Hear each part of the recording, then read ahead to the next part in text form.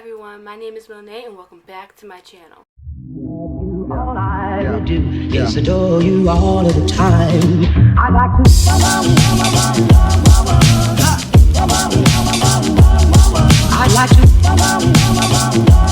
So today I'm doing a review on A Court of Mist and Fury by Sarah J. Maas, and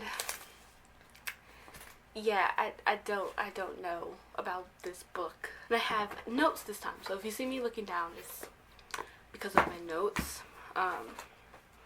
But without further ado, let's hop into the video. I'm splitting this video up into 4 sections. So we have characters, which is going to be the first one, writing, the magic system, because that was a mess, and then other problems other than the magic system. So first are characters, and first I'm going to talk about Feyre. So she wasn't as whiny. I didn't find her as whiny as I did in ACOTAR. I don't know, she just did seem a tad bit more mature in this book. Not a lot, but she was still kind of bland. She wasn't a completely 3D character. I feel like Sarah J. Maas kind of got her up to 1D and a half, maybe 2D. She wasn't constantly putting herself in meaningless danger like she did in ACOTAR.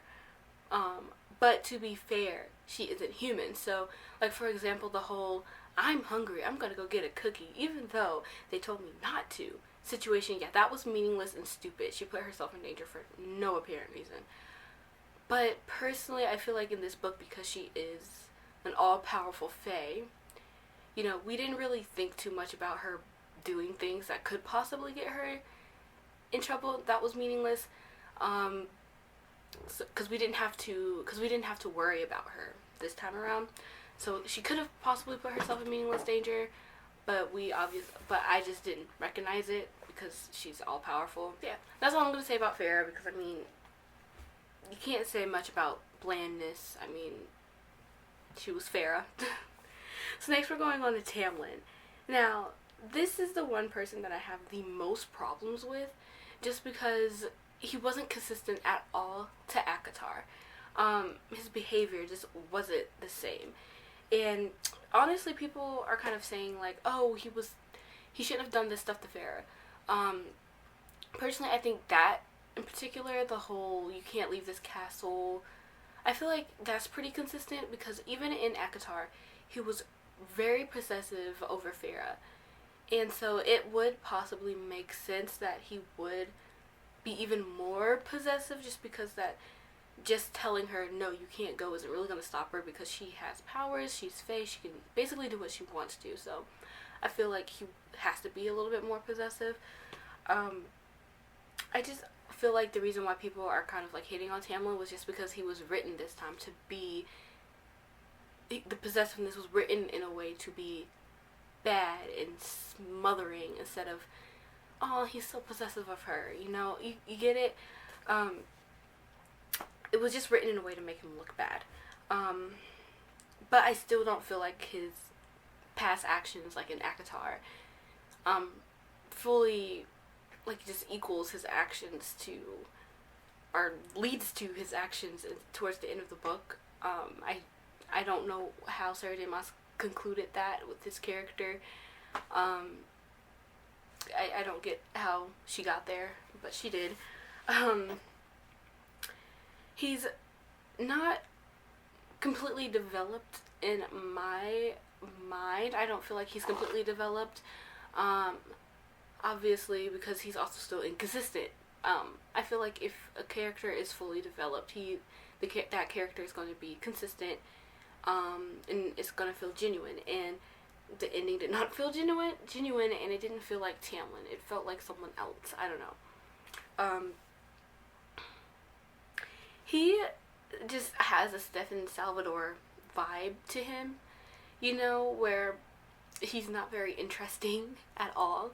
And then obviously the evil brother, aka Rhys, steps in, and that's who gets the girl in the end. That's literally what I am reminded of when I read this series. It's just literally Vampire Diaries, because I feel like that's what this book was based off of, to be honest. But I feel like his reasonings for selling out Farah and selling out Reese and making that deal and everything, I feel like that whole situation happened because one of three reasons. One was because he loves Farah so much, which I don't really know if that's true. Two, because he thinks of her as property and want her back and wants to make a point like you can't just take something from me, which possibly could be true. And then third is because she made it and ran off with Reese. So meaning that I feel like, and this is what I personally feel like, I feel like she could have ran off and been with anyone else and went to anyone else, like even an Illyrian. Like she could have went off, made it with someone else, and I feel like it wouldn't bother Tamlin so much. But it's the simple fact that it was Reese that got to him. I feel like that's more likely, just because it just doesn't make sense. Like, because I feel like if he truly loved her and they found out that Reese and Farah were mates, I feel like he would have left it as that because he would want her to be genuinely happy as you would someone who you care deeply about. The whole property situation, you know, if that property can potentially kill you now, I don't think you want it back. I'm just saying. And like a rational thinking person wouldn't go through all of that just to get back property, if you will. So I feel like the last one is probable. Like, I feel like that one is more probable than anything. The whole, it's just a Reese thing. His character overall just wasn't very consistent. Now, I'm gonna go to Reese. So we got a backstory, and so he's no longer a mystery to us, which means some of us don't find him as interesting, which is fine. I mean, I personally still found him interesting. He was my second favorite character in this book. If you remember last book, my favorite character was Lucian, and then he was my second character, so that hasn't and then Reese was my second favorite character, so that didn't change at all. I did like the fact that he allowed Farah to choose what she wanted to do. He let her have freedom basically and make up his mind. I wouldn't go as far to call him a feminist, but he did help her.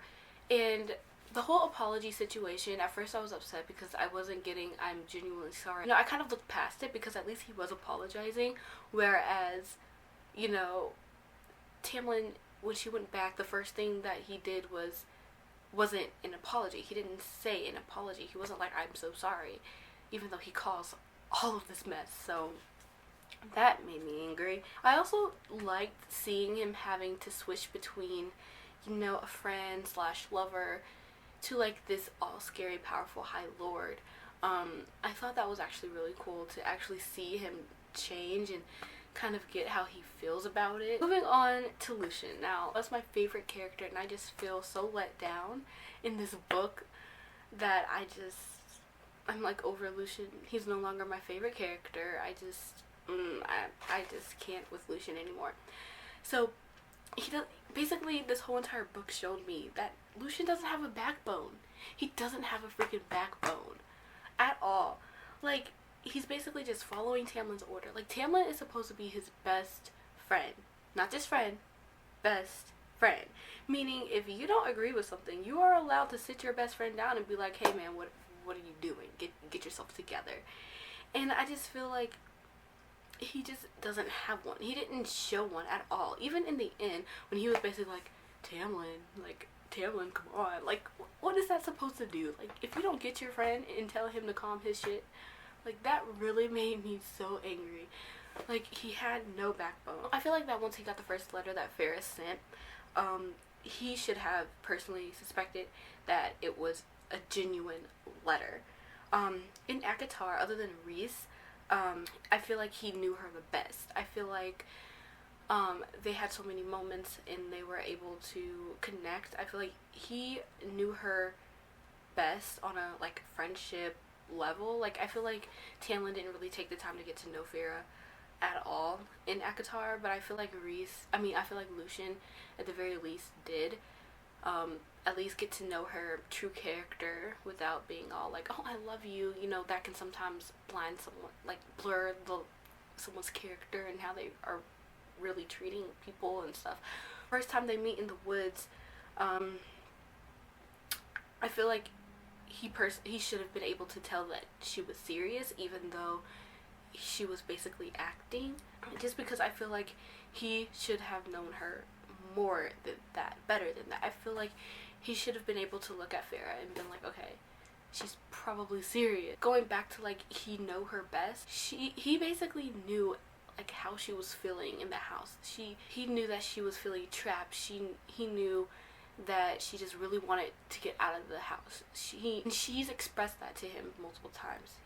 She also expressed, well, it wasn't really an expressed thing, it kind of happened, but he was the first person to know about the shape-shifting situation. So Cassian, Mor, Ezreal, and Amren, I mean, sometimes I felt like they had more depth than Farah,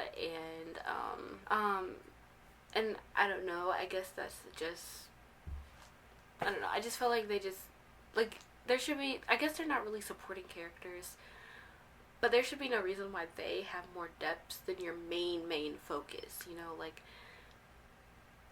I don't know, it was just really weird. Like, my favorite character was Ezreal and Mor. They were just my favorite characters, which is weird because they weren't like the main characters, you know, like, yeah, that's basically it for characters. So writing, the grammar and punctuation was a travesty. I had to read this whole entire book, well, not really, but I kind of put, like, when I listened to it on audiobook, there was like so many pausing being done in the middle of sentences and stuff like that, to the point where I had to speed up the audiobook to like 2.5, sometimes even like 3, because it was just insane how slow it was coming about. And then obviously once I sat down and actually read the book, there were so many freaking dashes and ellipses and run-on sentences, like, my god. And then, like, it was just like a lot of detail that didn't need detailing, if you will. And there should be no reason why Sarah J. Maas is repeating what her character just said. Like, I swear, like, Reese could have just finished explaining something, and then Sarah J. Maas would be like, so he told me about this. And I'm like, yeah, I just read 4 pages of him telling you that. Can you not state it again? Like, no wonder this book is over 600 pages. Like, it's because there's stuff in here that doesn't need to be. And as many times as she started a sentence with "and," like, that bothered me so much, just because when I wrote in school, they would be like, don't start sentences with "and." But you really see why it becomes a problem when there's no complete thought in that sentence whatsoever. Just like, stop using and start developing those sentences. And then many times as she used like sentences that just weren't complete at all, like, if you read them in conjunction like with each other, they're fine. But it's like, if you actually split up some of those incomplete sentences and put them by themselves and like covered up the rest of the word, you would get a completely different meaning than what she's trying to convey. And half of the time it wasn't even necessary. I just, and saying things like the delicate, soft pencil, you know, why are you going this, like, why are you describing the pencil like that? You could have just said the delicate pencil or the soft pencil, and I don't know why a pencil would be soft, but that's all you have to say. You didn't have to go into detail about it. Freaking commas and everything. The editor didn't edit this time. We'll just put it that way. Someone commented on my last video about how, you know, Sarah J. Maas uses the phrase vulgar gesture multiple times over and over. Now, me personally, when I read it, like, I knew it. Like, when she said it, I knew it was true. But I didn't know exactly how true it was until I went back to do my notes, and like every page I flipped to had that word on, had that phrase on there. Like, there is more than one way to say he stuck up his middle finger. Like, come on. We're moving on to the magic system, which to me was a big problem, which I feel like is probably due to world building, but I'm not really getting into world building just because it's non-existent in this book, so can't talk about something that doesn't exist. So the magic system makes no sense whatsoever. At all. Like, I still don't know how High Lords received their powers from previous High Lords. Now, it seems to me, like, I think in ACOTAR, it kind of came across as you have to work for it. Like, you have siblings and you have to, like, I guess fight each other to the death, kind of like I don't know. The only time it's referenced is on page 450, where basically Rhys has killed all of Tamlin's family, I believe, and Tamlin's killed all of his family, and they felt the power shift towards them. Like, I don't understand. Like, I just don't get it, how that works. So did they not have powers before that? Did they have some power? Like, I just don't understand how that works. And I also don't understand why Rhys is the most powerful, though I have suspected that it's because of his like mind reading abilities, because if you know what the enemy is gonna do, then obviously you can counter that, and it's gonna make it much harder for people to do things to you. So I guess I can see how he's the most powerful High Lord, but if we're talking about power in particular, what exactly makes him the most powerful? Is it because he's the only High Lord that can fly? Is he the only High Lord that can read minds? Is he, like, why is he the most powerful? And also, what bothered me most about this book is that Feyre was human, then she was turned into a fairy. And now she has all these powers, but there aren't any, like, repercussions to these magical abilities. I feel like she should have done something different with Feyre. I feel like she should have gave her everything, because that becomes a problem. Like, that becomes, even in Naruto, where sometimes it gets outrageous, I don't think they ever had a character that has every single ability, you know? So even the Sharingan has its limits, okay?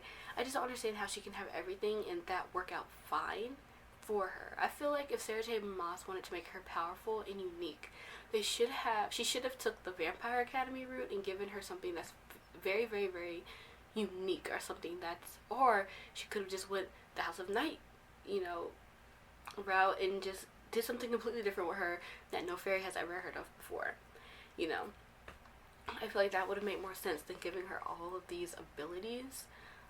And, like, also, how does that work? How does having all of these abilities work? Like, is it kind of like Naruto, where you can, like, mix certain abilities to make something else? Like, ice and fire to create, like, a really intense, like, hot mist. Like, I don't know. Like, I know in Naruto you can do earth and fire, and I think that gives you lava. Like, that's towards the situation. Like, can she do that? Like, can she create lightning by whatever you have to make? Like, can she create other things? Now we're moving on to, like, other problems. So the first one is, most of the dashes are in the dialogue. The dashes and ellipses are in the dialogue. They're either present in, like, thoughts, Ferret's thoughts and things. You would think that most of them would occur when, like, with something else, like describing something, or, because no one really, I don't know, I personally don't talk like that. I don't think I've met anyone who does, but it did come across unnatural sometimes. Like, I feel like sometimes it was appropriate, but more often than not, that stuff just wasn't needed. And I feel like if someone would have truly edited this book, it would have been much shorter, and it wouldn't have dragged on in places where it didn't need to. And that's my main point of that problem, is that editing would have been key here. The next problem that I have is the whole King of Hybern situation, and I feel like that's due to the world building and the magic system, the non-existing world building and magic system. Like, why is the King of Hybern the King of Hybern? Like, shouldn't he be the Lord of Hybern? That's, like, a little thing. But, like, we're living in a world where there's just lords, and all of a sudden there's a king. Why is there a King of Hybern? And because he is a king, does that make him more powerful than the High Lords? And because he's also a king, does that make him the most powerful fairy to ever exist, or that's alive at the time? I don't understand. Like, I can personally see a king of Prythian, because that's a king of everything. But Hybern, the way that I perceive it, is just like another court. It's just they ran out of seasons, and so they named it Hybern. And so shouldn't he be a lord? And if he is a king, then in my mind that means that he's probably more powerful than the lords, which then in turn means that he's the most powerful fairy. You get what I'm saying? Like, I don't understand how he's a king. Like, that whole king situation is a situation on its own. Which is just a little nitpicky of me, I know, but... And the reason why it bothers me so much is, like, this is a world where titles matter, where titles mean something to people. I personally just didn't like it, to be honest.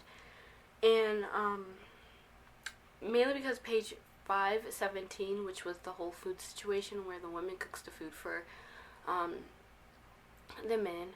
And then page 541, which is the whole where Rhys kind of explained, like, it just goes back to where you're trying to get the woman impregnated.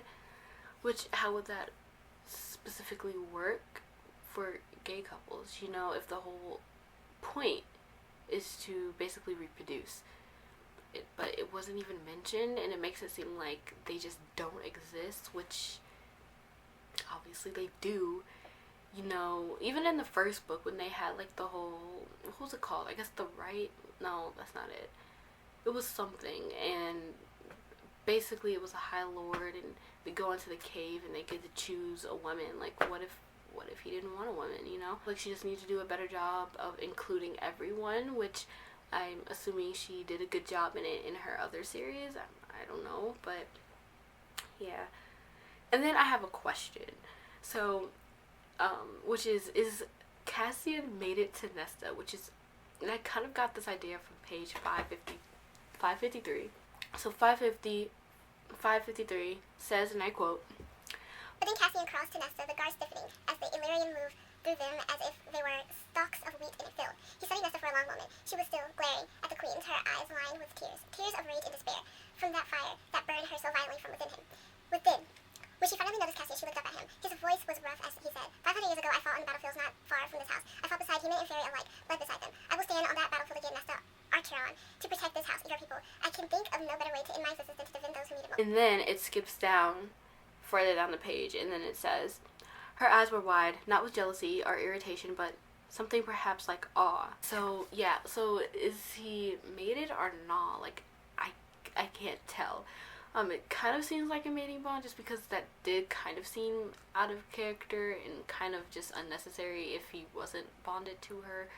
But, I mean, I guess. Though I don't recall him having, like, any, like, reaction to her after she came out of the cauldron as, like, Lucien did for Elaine, so I guess not. I don't know. That is it, you guys, for this A Court of Mist and Fury. If you like this video, please give it a big thumbs up. Comment down below your biggest issue or what you like most about this particular book, and subscribe if you want to see more content like this, and I will see you guys next time. All I do is adore you all of the time. I like to